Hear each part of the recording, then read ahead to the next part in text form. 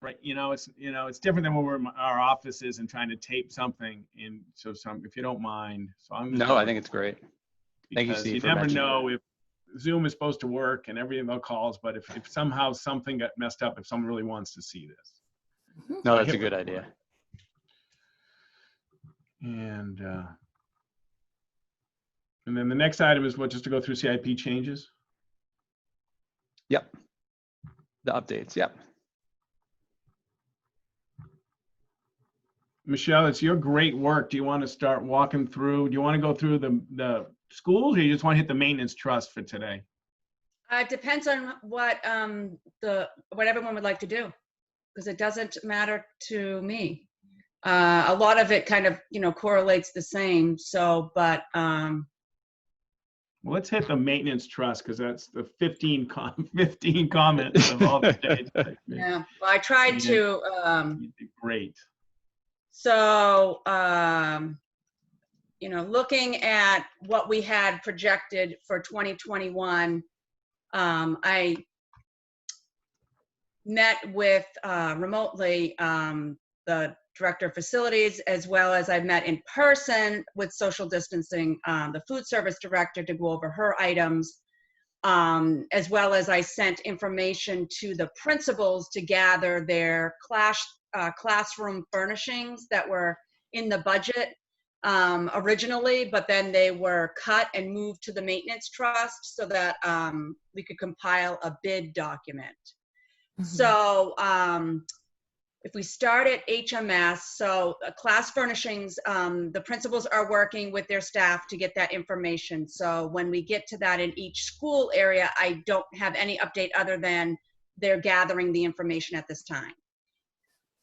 So Harold Martin, the cathodic replacement and testing. So we have every year the underground storage tanks tested, and we've been really looking hard at Harold Martin because we saw in prior years that it was starting to go down, not to a level that we had to do something right away, but we had planned it anyways for FY 2021.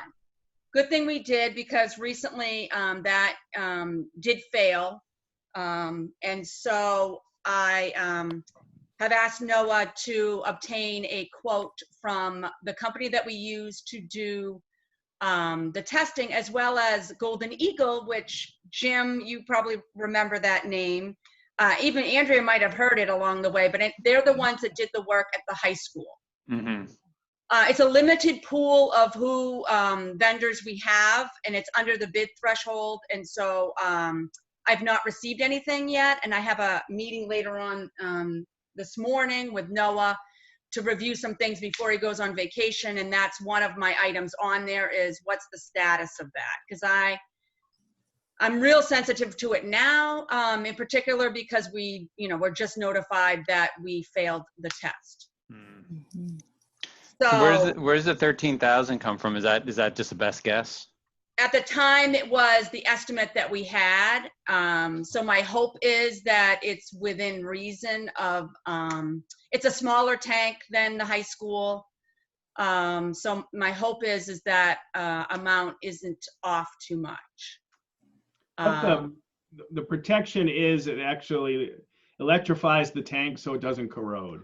Correct. And they take measures of electrical current to see if there's enough electricity there to prevent corrosion. Obviously, if it corrodes, it leaks, and that's a bad thing.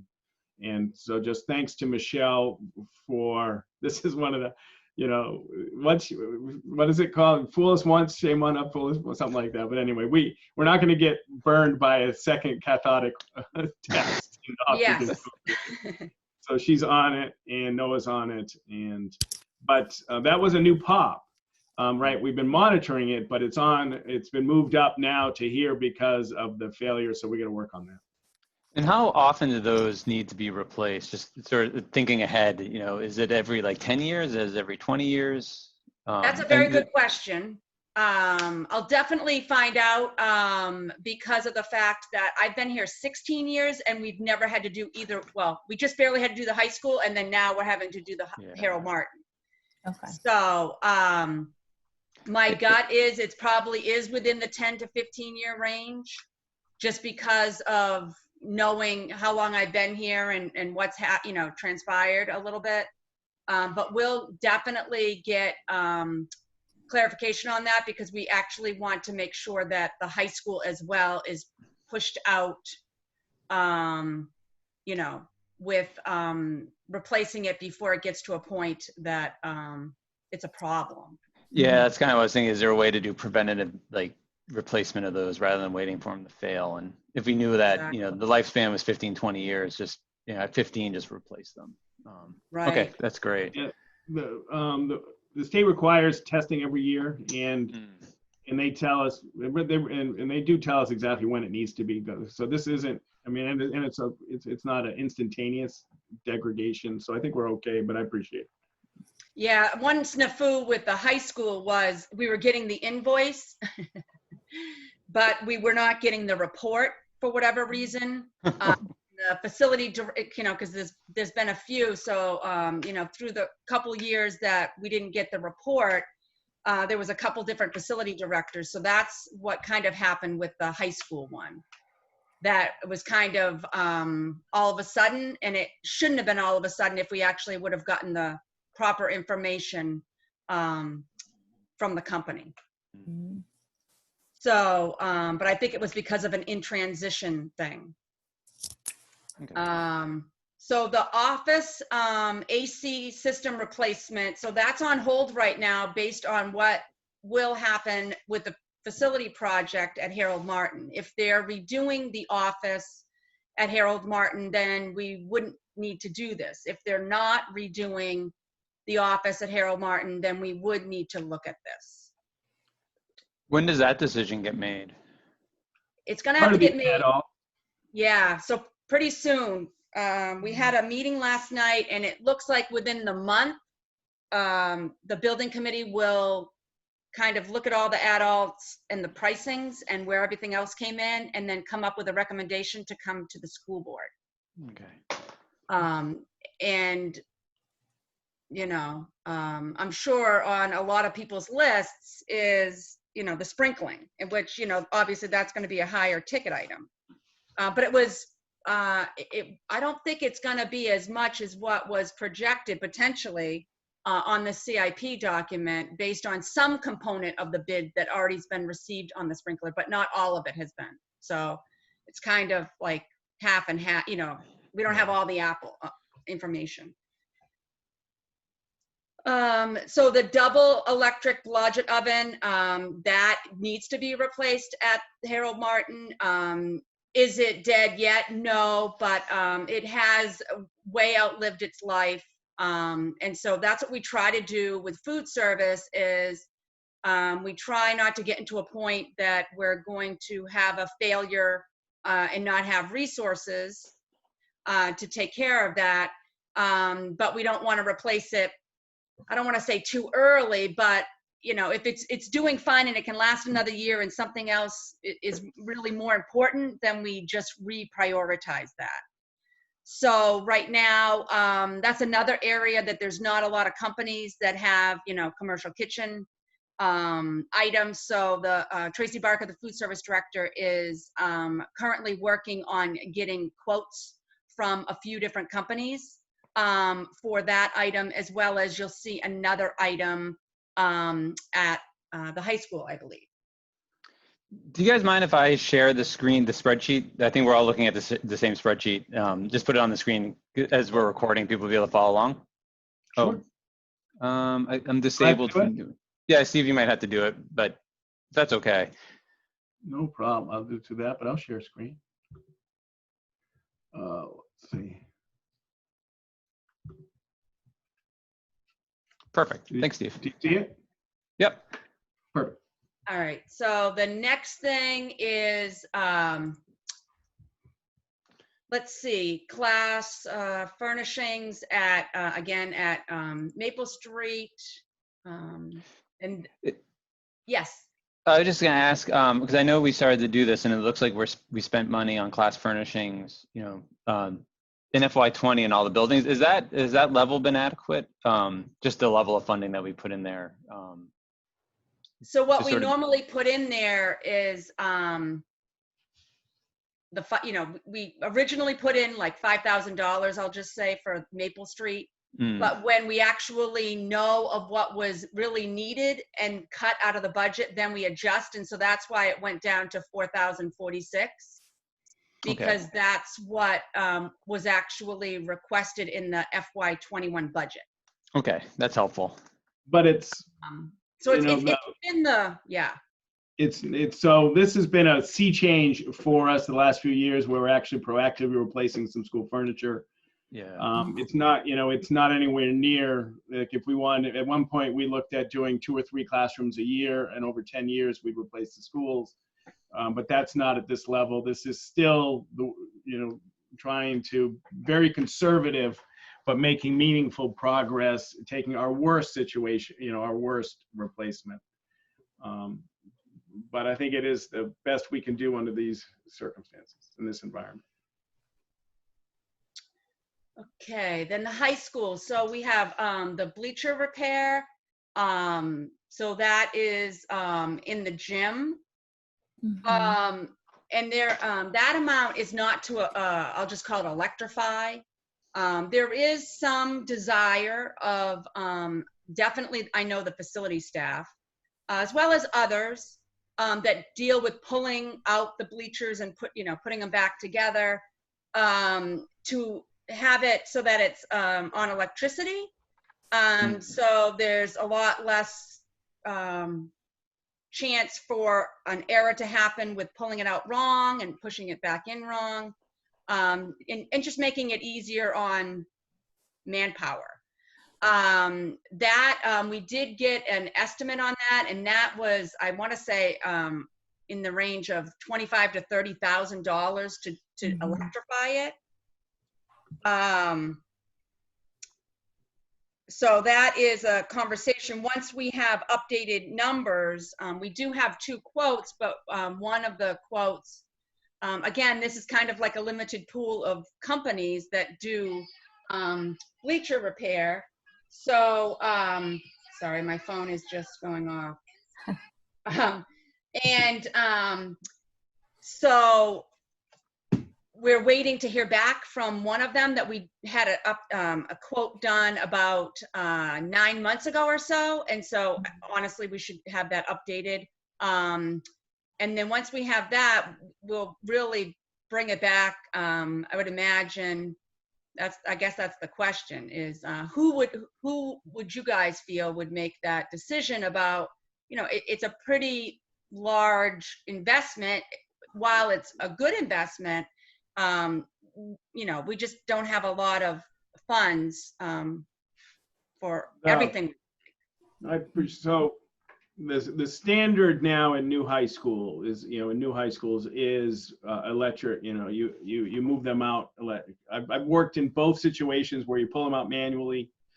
The life expectancy of a bleacher and the amount of maintenance of a bleacher when you pull them out manually increases significantly, because it has to be pulled out square and go in square.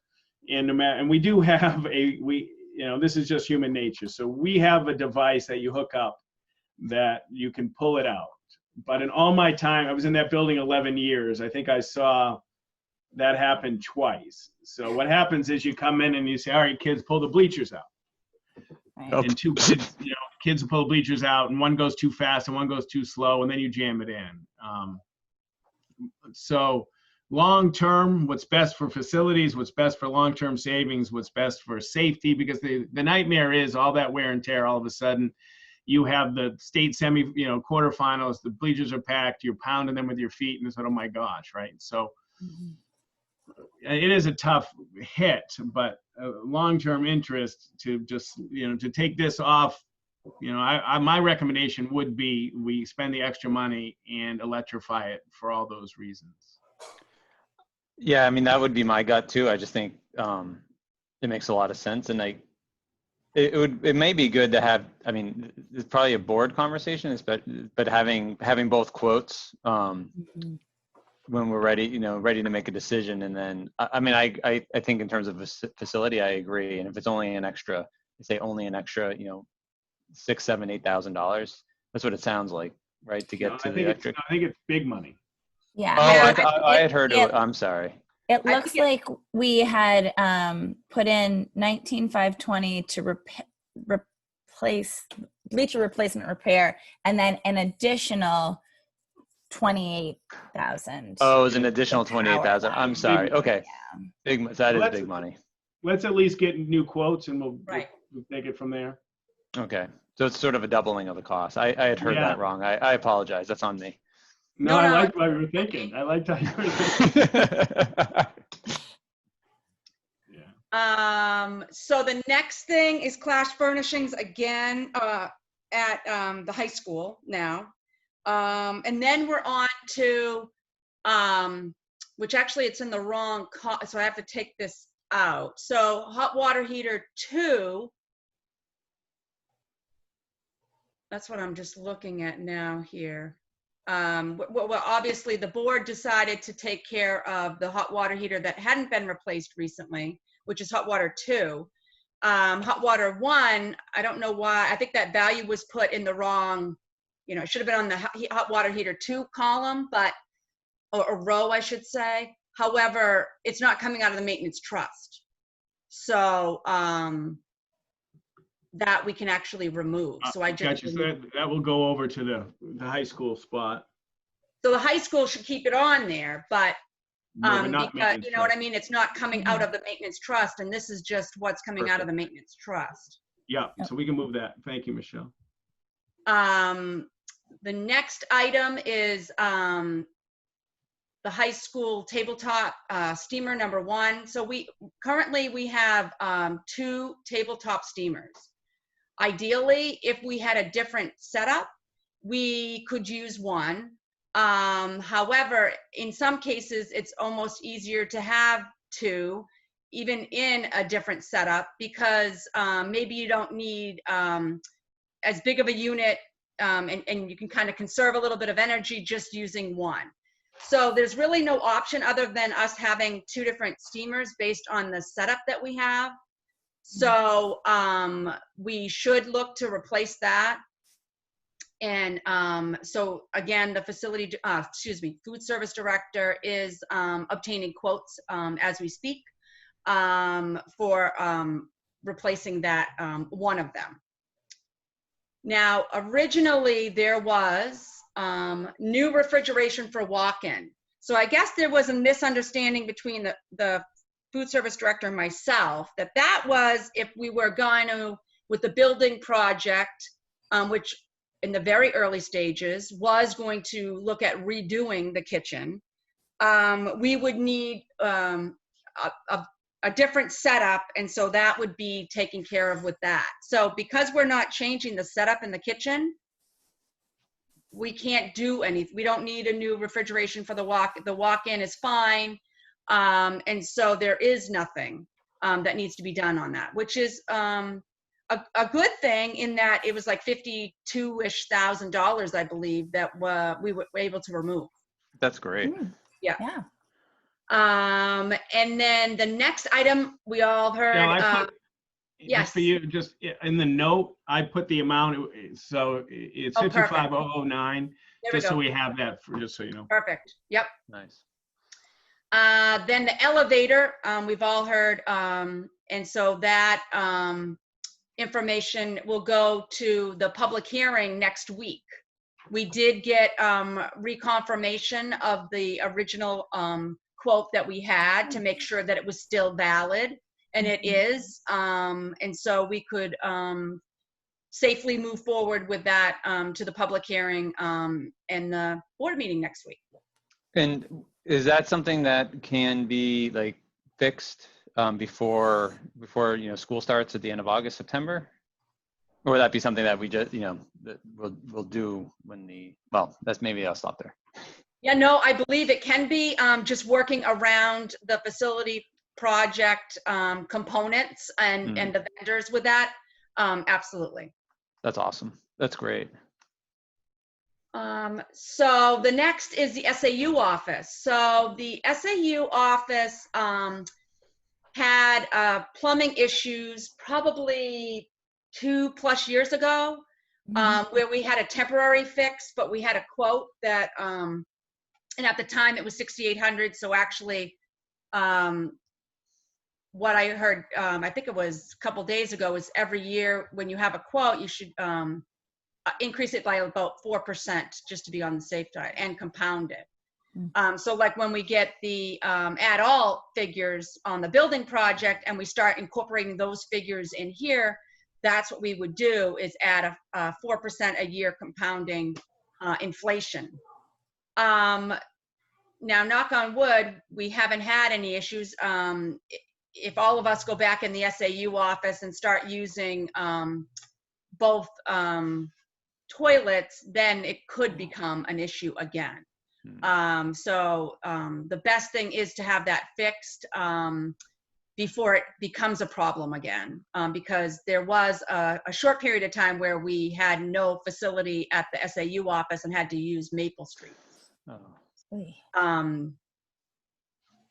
As we all know, the SAU building, we haven't really spent a lot of money in the SAU building, really, other than painting. And then I think when I first got here, we did some insulation, as well as we did do the boiler replacement. So we're looking at areas that there could be efficiencies. So we know the windows are very old, and we are definitely losing heat with those. So that was a quote that we had at the time, to do something, because we're not even in the SAU office right now. At this point, we've kind of not looked to get updated quotes on that at this point. But that is an item that I believe we could get, some return on our investment with that. We also are, oh, sorry. Oh, I'm sorry, just a question on that, because there's ones, I mean, I'm hearing from your explanation that the windows are quite drafty, and that in terms of just employee, I don't say happiness because that's not the right term, but comfort is probably the right term, that those windows that we currently have just aren't adequate, even if we don't get a return on the investment, just in terms of like your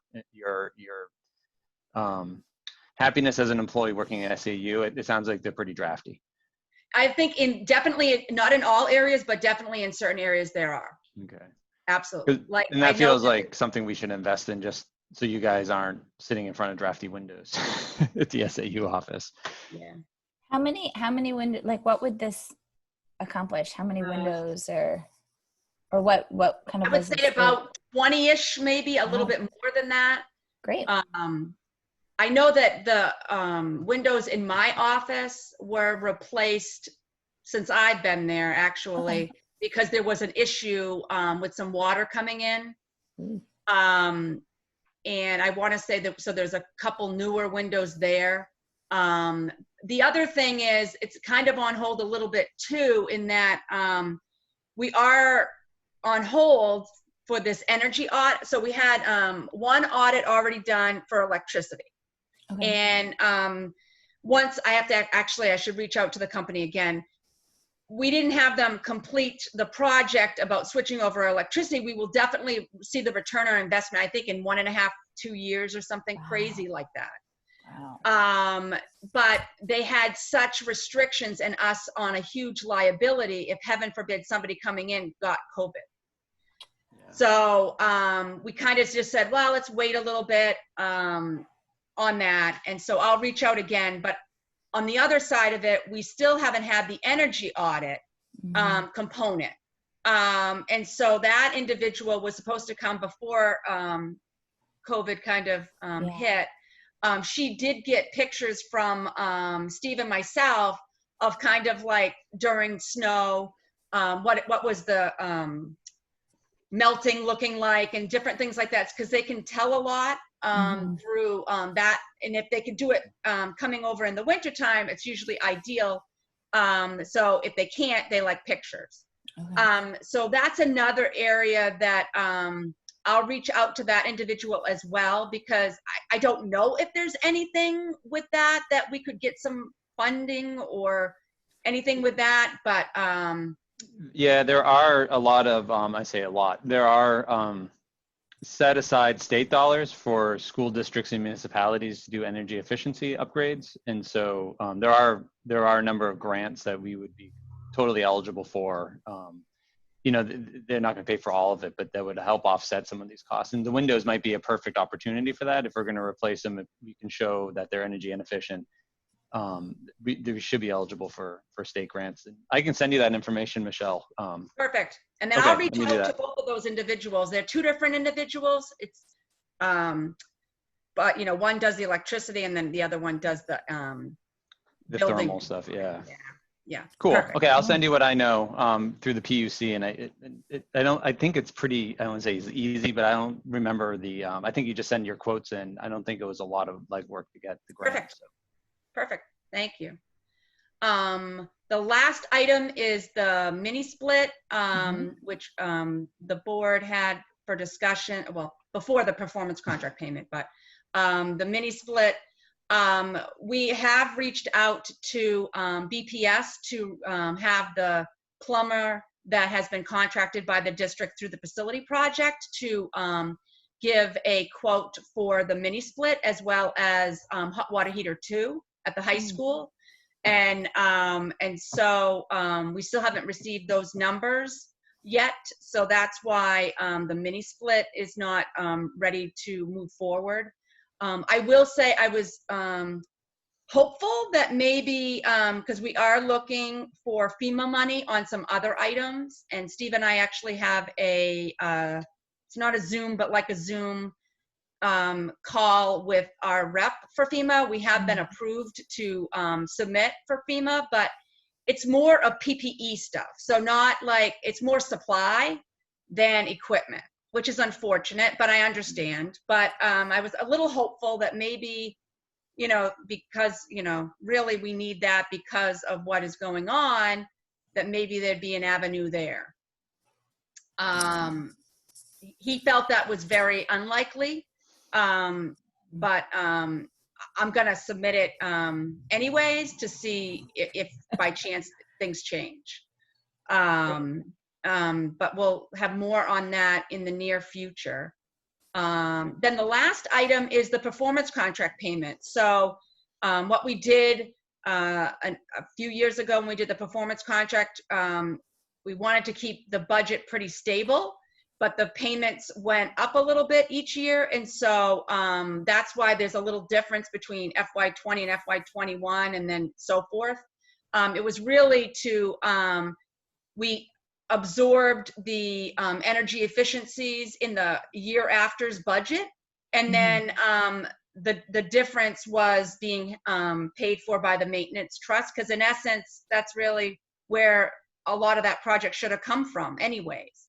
And so for those that don't have the history on the performance contract, both here and out there and might listen to this later on, that's the information on that as to why it changes every year. And does this contract end then in 2025? It does. That's when we pay it off.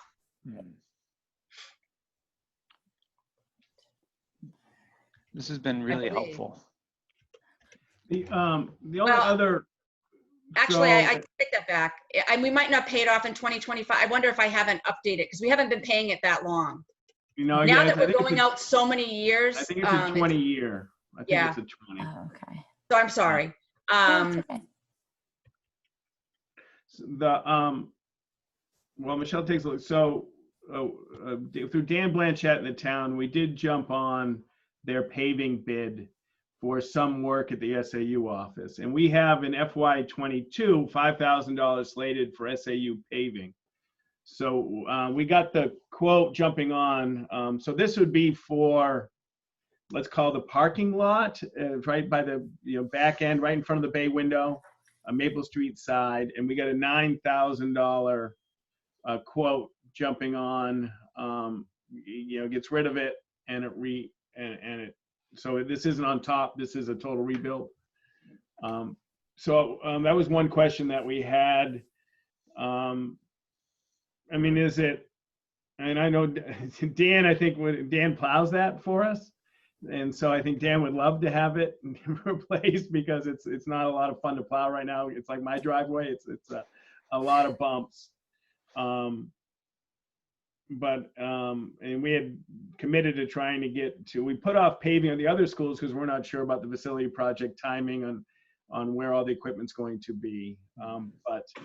I did talk with Bill Hickey and Doug Proctor about asking them, to look, could we expand, the building? And that's the only question, would an expansion ever go where the paving is, right? Because you don't want to pave it and then expand over. But I think we're probably the next pavement around for expanding the SAU. I think you're probably right. Yeah. So I don't know if Michelle, what do you think? Should we bite the bullet and jump in and pave that area in front of the bay window? And it's up to you. It's in terrible condition. It does pool with ice. I mean, it is sometimes I do park there, depending on what's going on. It's a little bit of a slippage. It's terrible to plow, but it's not used tremendous. Most people park at Maple, because people would rather go around than back out on that. You know what I mean? If you pull in there, usually back out onto the main road, and I don't think people like that. Yeah. I see where this is. I looked it up on Google Maps because I couldn't even picture it. Because I never go in that way. I always go around. Right. It's a little swatch right next to the bay window of my office, basically. Yeah. When people drive up, they look right into the office. So it would just be repaved, basically? It would or would it be removed? Removed and reinstalled. It's not a layer. It's too bumpy. You really can't fill it. It's got to be regraded, refilled, and repaved. And for $9,000, we could jump on to the bid. And Dan does need to know today, probably, right, Michelle?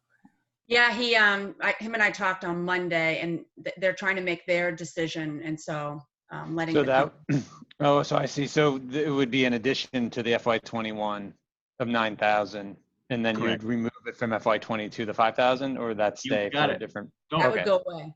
That would go away. Oh, I got you. Where am I going? I mean, one thing that it did.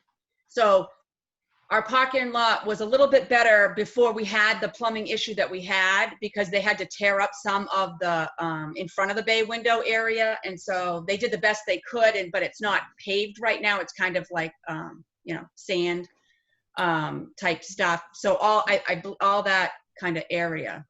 Yeah, and they would regrade the ramp that goes into, right in front of Donna. Behind Donna, because that is our only fully accessible entrance, and they know that. They would regrade the ramp. I mean, so it feels to me like we should do it. And we have it budgeted for next year, but we have the opportunity this year to do it with. So I mean, it feels right to me, but I assume you're bringing it forward because you would support doing this. I think, Michelle, if we do have the plumbing issue, is this going to cause them to? We don't want them to dig up beautiful new pavement. Nope, I thought the same thing as I was saying what I was saying. So I'm going to confirm, or I should say, I'm going to have Noah confirm.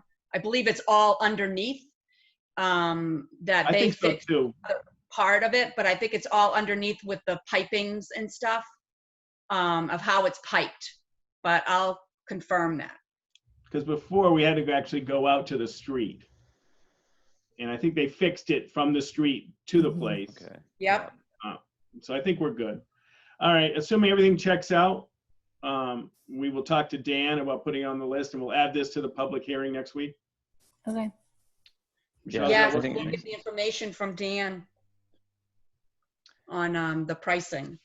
And I just printed out, so I'll update it. So the performance contract goes till FY, I'm just trying to, 33-34. So that's where that is. So I'll update that. Can I ask a question?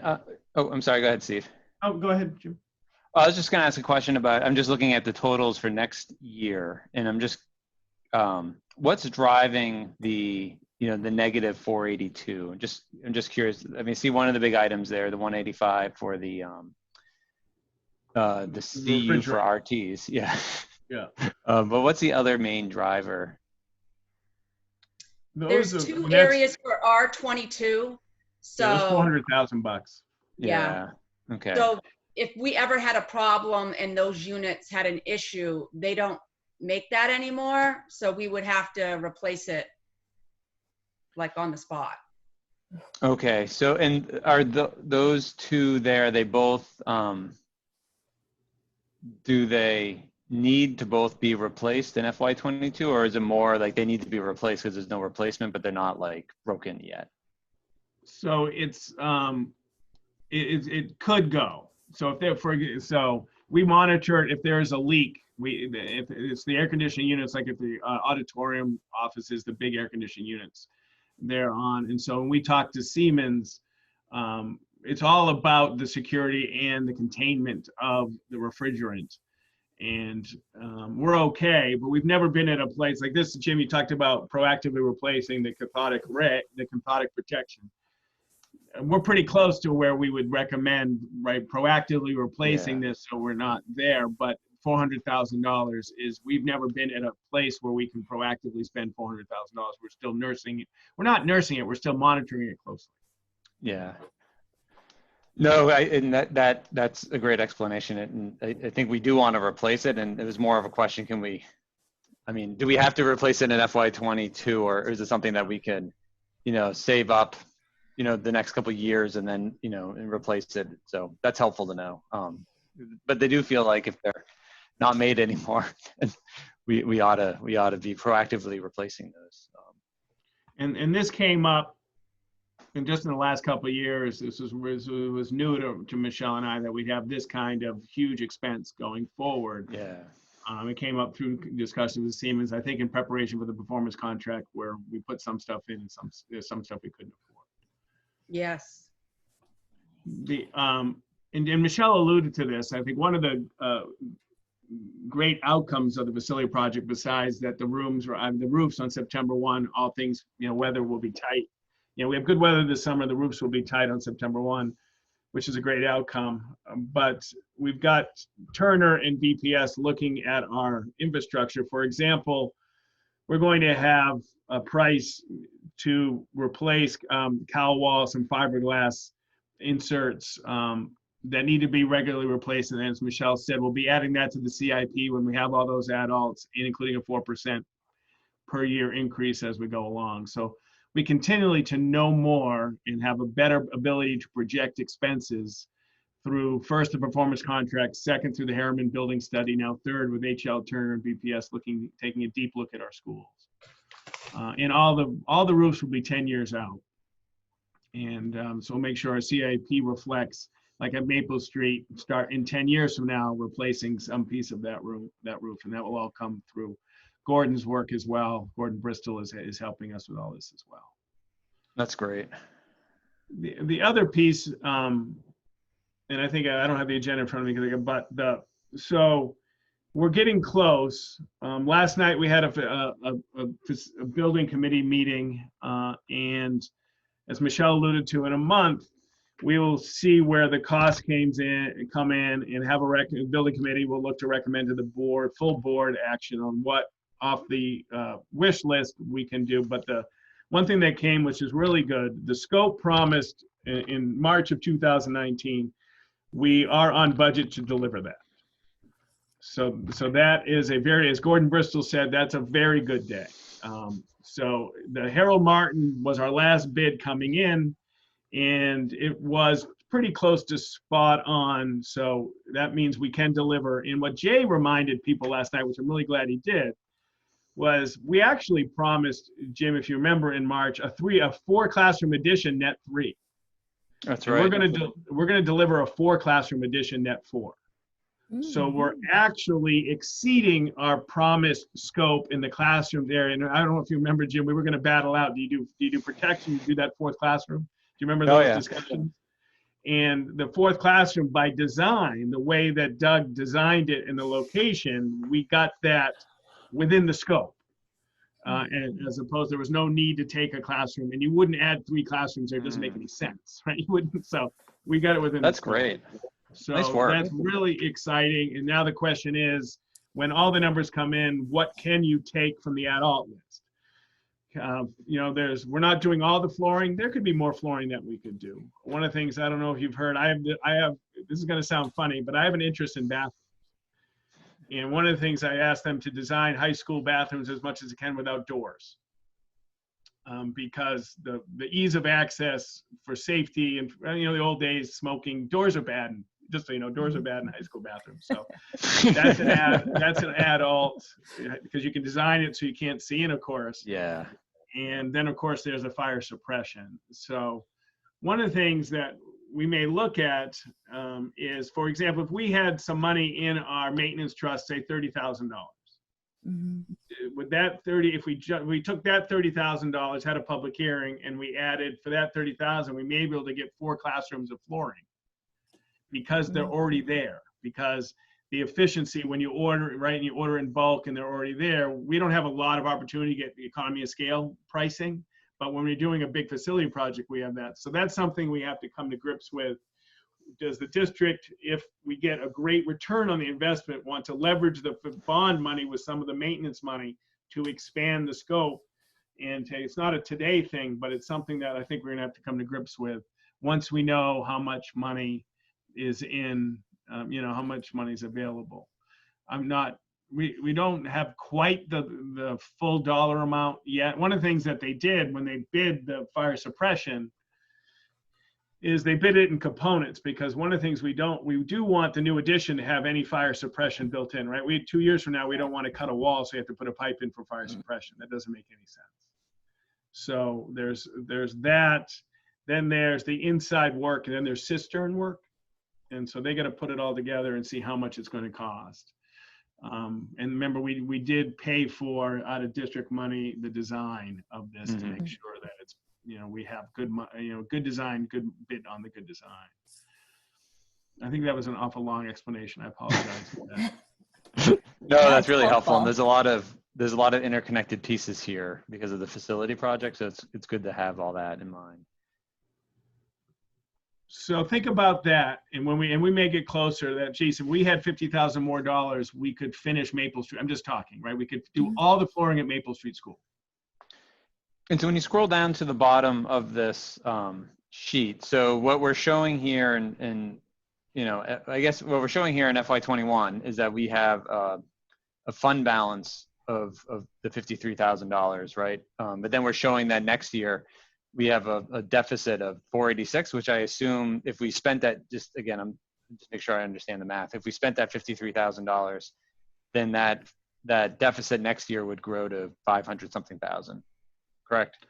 Yeah, we hope the spreadsheet works that way. That's how Michelle and I've designed it. So no, that's good. No, I'm just making sure I'm following along. So that would just mean that we have to figure out, you know, either how we increase expenditures, you know, next year, because I know we put 140 some odd thousand this year. So either we increase that, or we spread that 486 out over several years. But that's probably the work of our work, kind of moving forward, is how we balance.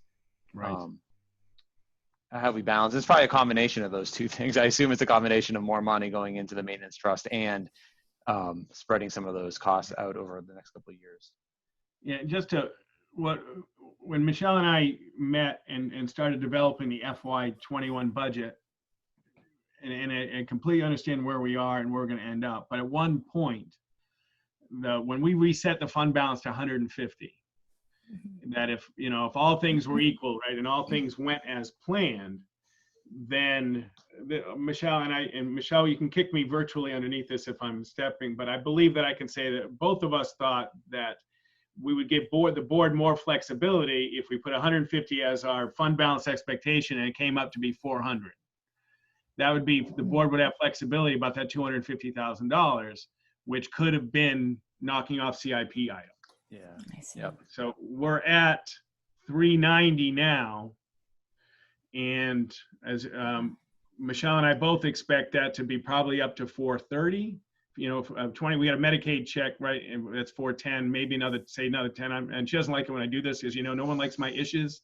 I'm an ish, and Michelle isn't. but let's say 410-ish.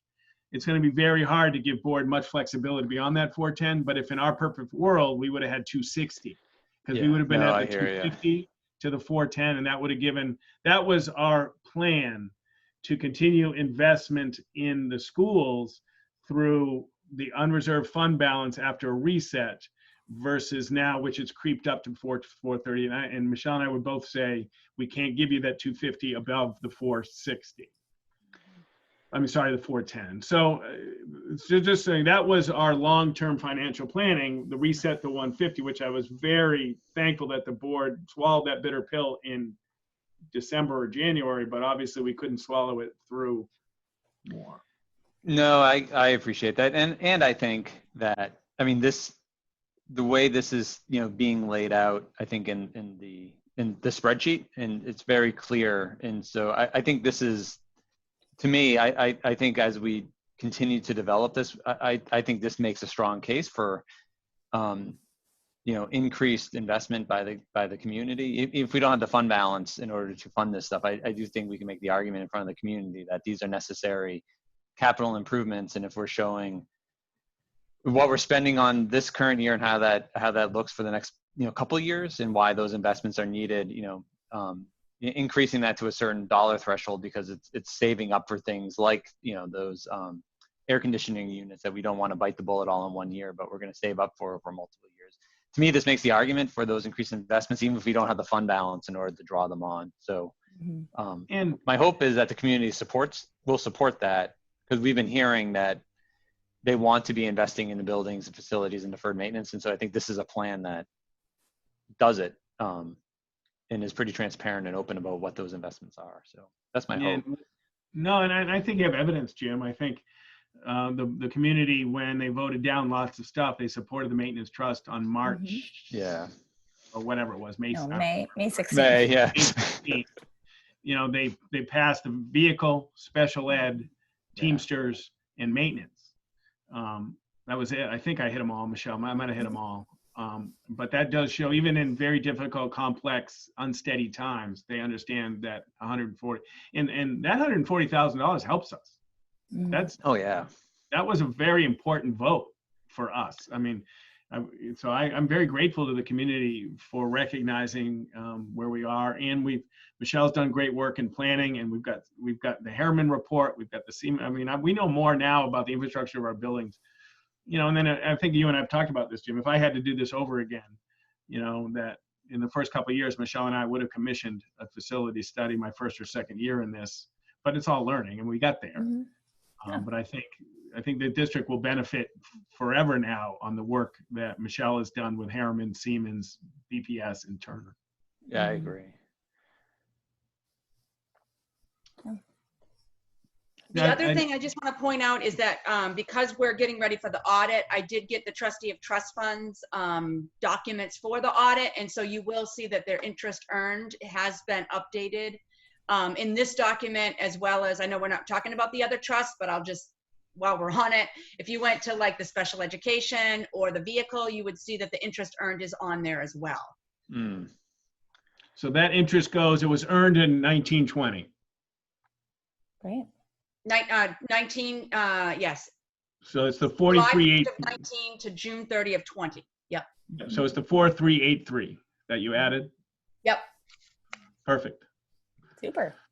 Look at that. In the old days, one year we got $13. Isn't that funny? Yeah. Can I bring up just one item, since we're still sort of talking about the FY21 project? So something I mentioned to Steve yesterday, I actually just saw it was on the agenda, so I wanted just to speak to it quickly. And whether or not it fits in, I don't know if we can make it fit in, especially with the building project and the flooring discussion and how we want to do it. It's really just around the fence at George Park. And I know this has been on the town side, when the town put forward sort of the George Park, I don't even know what to call it, sort of the next vision for what George Park would look like. The fence around it was an item that they had identified. And then, with the trees gone on Park Ave, the fence itself is it has lived a useful life, and I think it has outlived its useful life at this point. I mean, it just sort of looks awful. And so I don't know if it's how high of a priority. I mean, you look at this list, getting a lot of this stuff done are huge priorities, and fence around a park, is that a huge priority? But I think it makes our school grounds look a little shabby. And so I don't know if it can be fit in, and I don't know if we could work with the town and see if the town could contribute some, but I think replacing it sooner than later would make a lot of sense. Only if it just enhances, the look and feel of the school area and in Park Ave. But when I look at this list, it's I don't know how much a fence costs. I assume it's somewhere between like $20,000 and $40,000. But I'm not a fence guy, so I don't really know. Anyway, I just want to bring it up because it is something. It's not really on our CIP list. And it's not even on school-owned property, and it is our school, and it abuts our school, and we use the field. So I don't quite know how to tackle it, other than I just want to bring it up as like something I think we ought to think about, and whether or not we can fit it in is probably a question mark. Yeah, I'm happy to put it on my meeting with Neil. Meet with him monthly and see what numbers he has. And I think more information is better. And I know it's not perfectly timed, but we'll meet with select board in October. It's something we can talk about, at a joint meeting. Because I think you're right. I think the aesthetics, the view of it, I don't think that's undersold, right? People take care of quality stuff. Yeah. No, I think it's worth at least investigating. That's always been an area that's been great to me, that really who is the responsible person for George's Park. And so having an understanding of not having it on the CIP of the town as well as the CIP of the school, unless you're cost sharing. Yeah.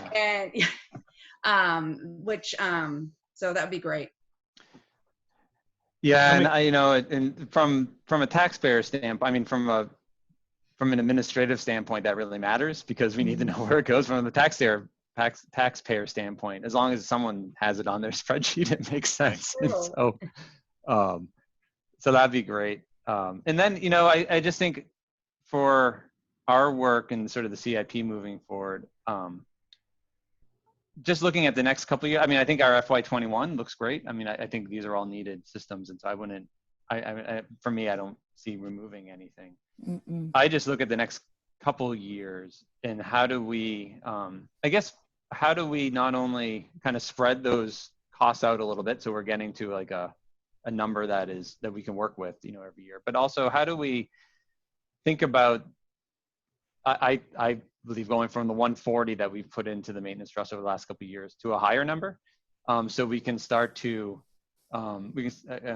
save some money for some of those bigger projects over the out years, and how do we get that number, whatever it is, and I don't know what it is, but how do we get it so that we can sort of sustain that number for a number of years, so like the tax rate doesn't fluctuate. We do 140 one year, 250 one year, back to 140 the next year. How do we maintain and sustain sort of that level, and show the community that by having this level of funding, here's all the projects we get to do, and here's how it looks over the next 5 years, because we're sort of steadily increasing or keeping up with what the needs of what we have, and not having to sort of rob Peter to pay Paul.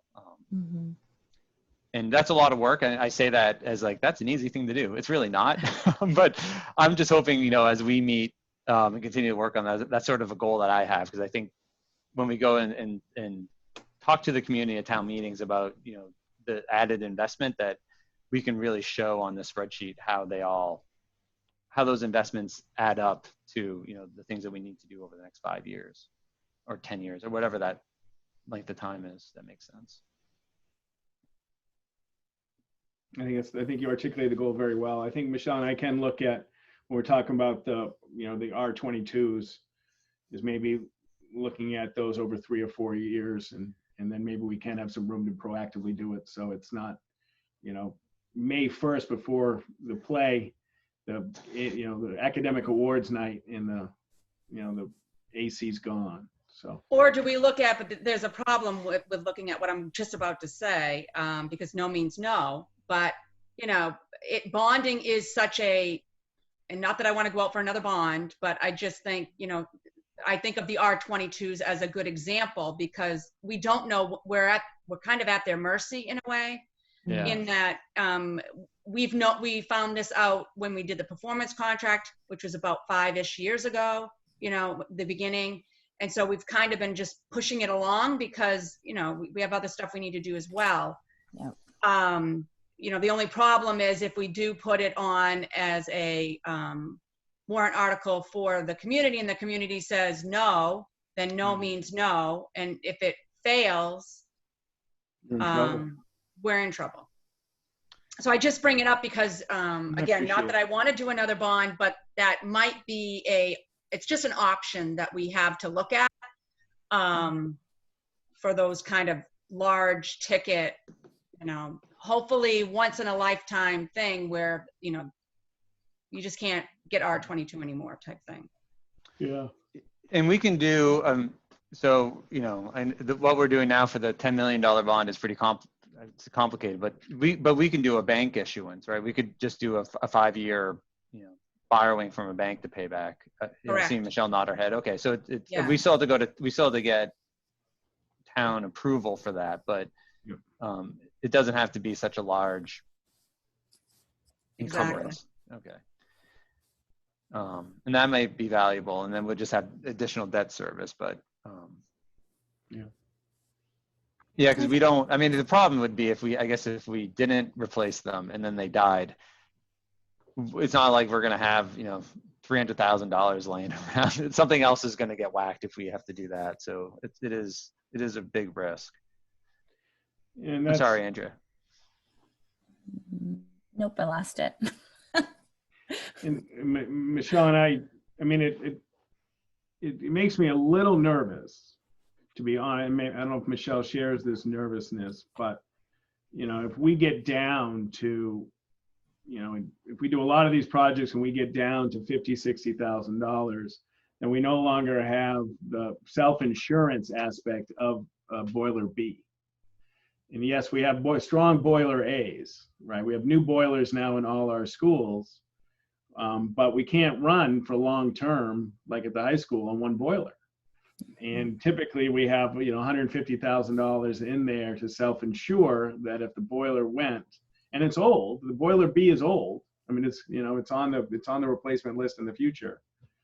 And that's why when I went to Jay Burgess College, Jay talked about leaving, yes, you have this money and yes, you have it allocated, but we're just stuck because our summer is such an important time to get work done.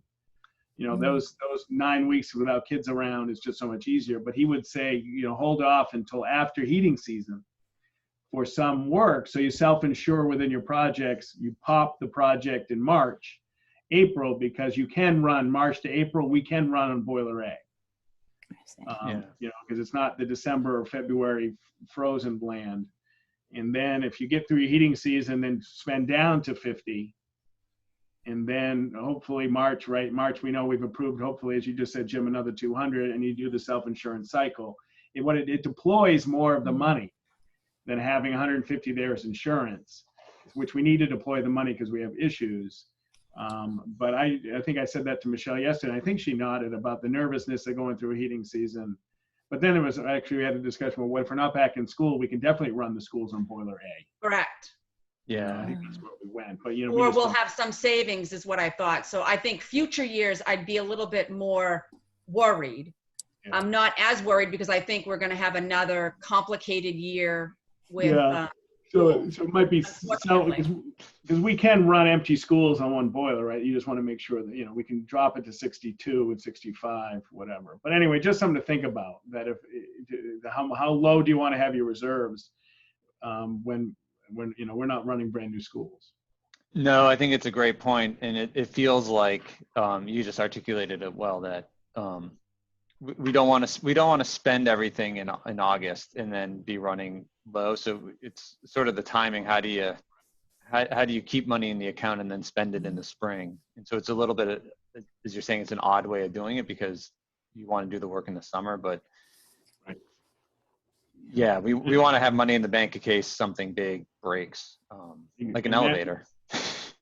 And that includes RU22s now too. You know what I mean? That we self-insure a little bit for RU22. And this is way off topic. Sorry to go down a rabbit hole. But let's just say, like, one of those big things go. Is that, do we feel like that would be, could we get like an emergency meeting together in order to appropriate funds for that? Do you think those would be considered? That's a great question. I know that two community members, either when I brought this up at the budget committee or brought this on public, said, hey, it's just air conditioning. So I'm not so sure that air conditioning meets the standard of an emergency meeting, but you know. But with COVID, I mean, I don't think it's necessarily air conditioning. I think it's ventilation, proper ventilation. Yeah. And that's where I would have a big concern. That's a good question. Can you still circulate? Can you circulate the air with the air conditioning? I assume, because we circulate the air when we don't run the air conditioning most of the year.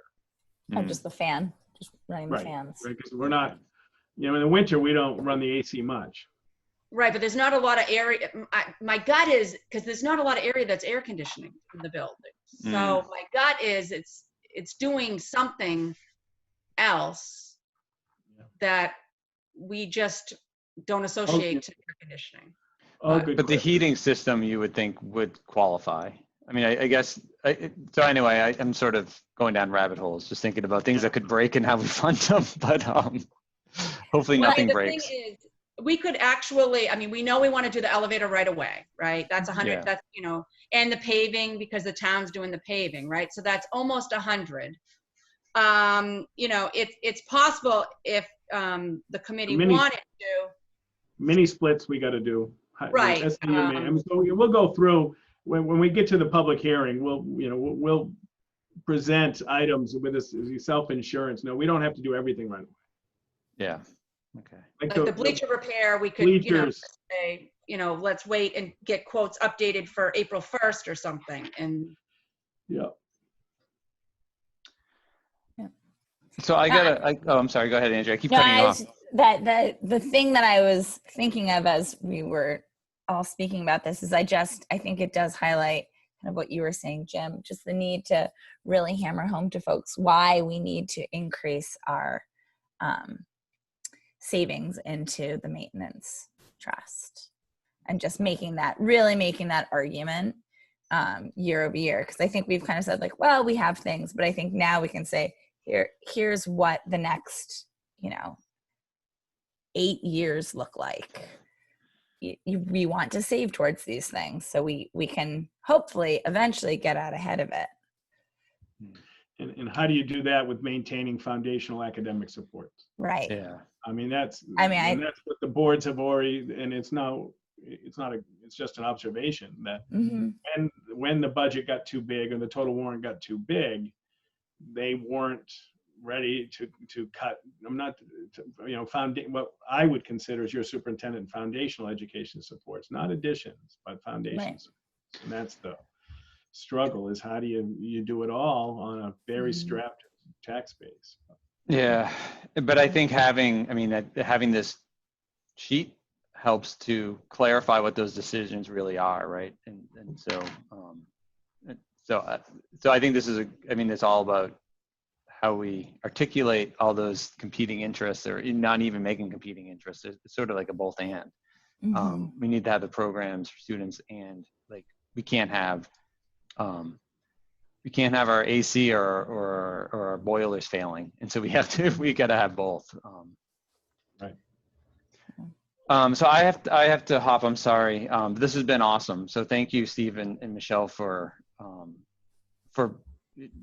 continuing to work on this. This is really clear, and it's great. It's really great. So I appreciate it very much. You're welcome. Next, want to do September for our next one? We'll take August off and just keep doing work. And you're going to get updates when we do the board maintenance trust hearings anyway. Yeah. So we'll look to make the next one in August. Does that work in September? Is that okay? That works for me. Yeah. Definitely. Great. All right, we'll work on it then. Beautiful. Thank you. All right. See you in a little bit. Bye. Thanks, everybody. Bye. Bye.